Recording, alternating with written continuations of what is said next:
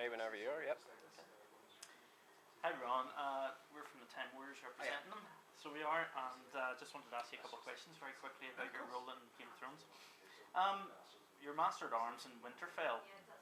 What was Winterfell like as a set to actually work on? Oh, it was great. I mean, all the sets were fantastic. But Winterfell, we started in the pilot. The Great Hall was actually in a castle in Scotland. It was the real hall that we used in Doon Castle, and it was almost the first thing we filmed. And you just went. I mean, I knew the castle because it's a famous landmark, not far from where I stay. So I'd been in there with my kids and things, and you see it as a ruined medieval fortress, and it was just bare rock, of course, when you go into it. And then you walk in, and they've transformed it into the Great Hall at Winterfell, and it was staggering. They had the Stark banners, they had the Lannister banners because they were the guests. The tables were just awash with food and drink and drinking horns, and then you fill it with people, you fill it with all of us, and light it, and it was great. And then when we came to do the series, and we did most of the at that point most of the Winterfell stuff was done down Strangford Loughley, and again it was the castle we used was terrific, but obviously we had the big green screens up for the additions and stuff. But the yard, the training yard and the blacksmith's yard, where an awful lot of the activity went on. Again, you walked into it, and it was the design work on Game of Thrones is fabulous. So you walked in, and for an actor that's fantastic, because that's just something you don't have to worry about. You're set, you're wearing great clothes, your props are terrific to work with, and then you walk on the set, and it's perfect. So you were just talking there about the clothes. How do you actually find the costumes whenever you're on set? Obviously you've got the lights shining on you and so on and so forth. So does it put you off? Is it quite heavy? Roderick's costume was heavy. I mean, the chainmail is pretty well the real stuff. It's not plastic, it's metal. It was just it was a shoulder and chest piece. It wasn't. I mean, the guys who with the gold cloaks, I mean, that really is from the nose to the ankles, and they must have been incredibly heavy in that. It's heavy to work in. It's heavy to fight in, but it's not dysfunctional. You just you get used to it. The main thing is that it feels and looks terrific. I mean, you put it on and you feel like it's just something else to your character. And it is. You build it up by layers. You put on your mail, you put on your leather jack, you get your cloak, you get your wolf, you get your weapons, and then you stand in there and you think, this is really cool to be doing. Yeah, part of a very good scene. And yeah. Do you have an actual favourite scene that you were actually in yourself, or? I like my death scene very much. Okay. I like my death scene very much. I mean, I thought when I read it, I thought, that'd be great to play.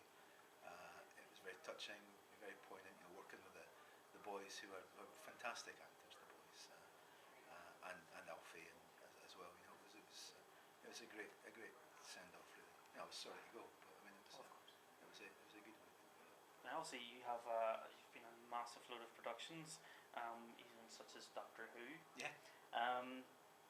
What are you a fan of Doctor Who? Yeah. I mean, I can remember it all the way back to William Hart. I mean, I've been one of the people who watched the first ever episode when I think I was maybe 7 or 8 years old, and it came on and it was flickery and it was black and white, and you got that sort of mad X-ray stuff at the beginning, and then the extraordinary music, and there wasn't much television then, and you sat there on a Saturday night with your mum and dad, and we're just wow.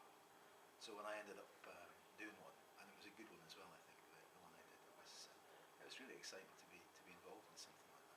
Really it's quite good now. You're 50 years on from whenever that started. Yeah. I mean, we're coming to the big storyline. Do you have a particular favourite Doctor? Or? My favourite Doctor was Patrick Troughton. Right. I liked William Hartnell very much, but I think he was, and I know from talking to people that physically by that stage of his life he was quite a frail and older man, and I thought Patrick Troughton brought all the menace and all the guile that William Hartnell had, but he also brought a younger man's physicality to it and took it in a much more dynamic direction, which I remember being really thrilled by that, and also then the storyline's got it wasn't just Daleks. All of a sudden it was Cybermen, and there was Zarbi and stuff like that, and you sat and watched this stuff and went wow. And then not long after that, Star Trek appeared on our screens as well. That just died and gone out. Is it true you still do some audio work for George R. Martin? I did one thing for Sure. George. Yeah, I did very kindly, George asked me to read one of his earlier novels for Random House. I read Fever Dream, which is a novel he wrote about 30 years ago.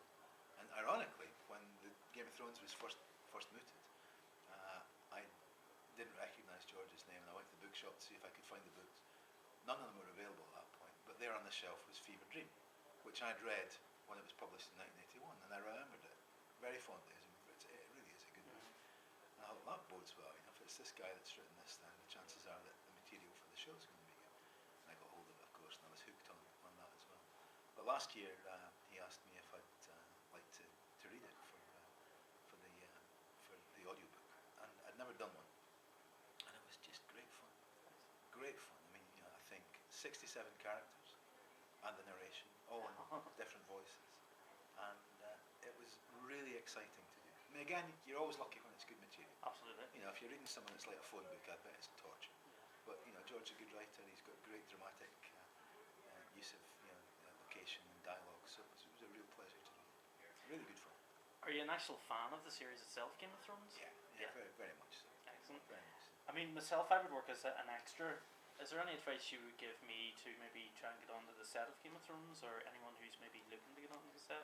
I guess if that's what you want to do, I mean, I don't know for certain, but I'm sure there must be.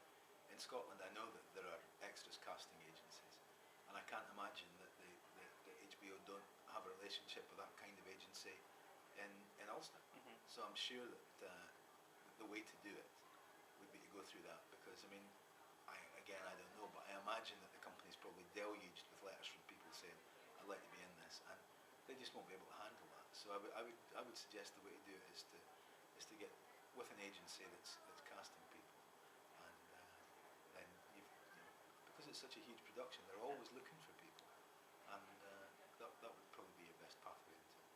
What about, obviously, we saw you a couple of weeks ago at Dublin Comic Con, so we did. You're in Belfast at the moment. Do you enjoy coming to Ireland? Very, very much so, yeah. I mean, I've been coming to Ireland since 1977. I came here first to the north, and then when I became an actor, I came here quite a lot in the early 80s.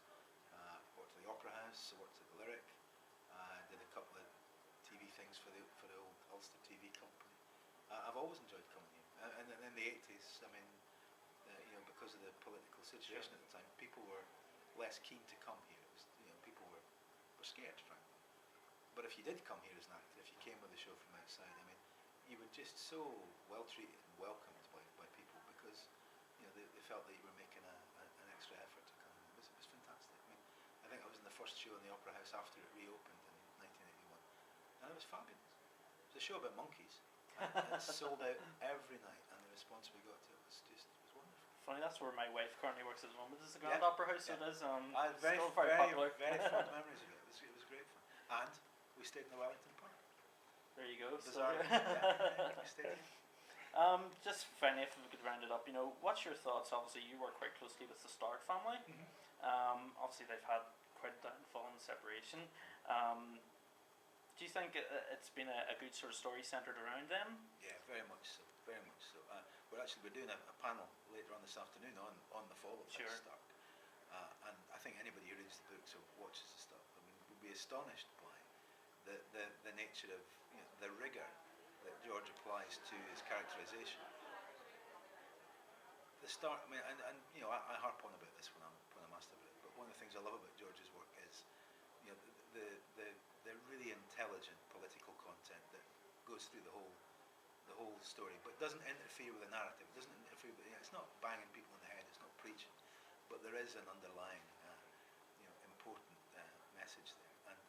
And I guess the message, bluntly from the Starks, is that nobility and decency in a bad world, it just isn't enough. And it's terribly poignant. Ned Stark is a good man. Okay. Yeah, Ned Stark is a good man, and he does the right thing. And like his father and his brother, he ends up being butchered by bad men because he's just not smart enough. And as a result of it, his family and his dependents suffer terribly. And I guess the blunt message of that is get smart, or the bad guys will have you.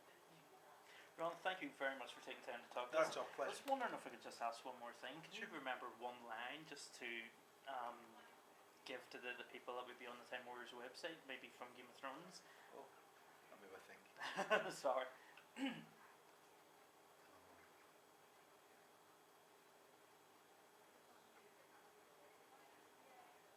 eldest child. I'm off to see your father. Excellent. Thank you very much, Ron. We really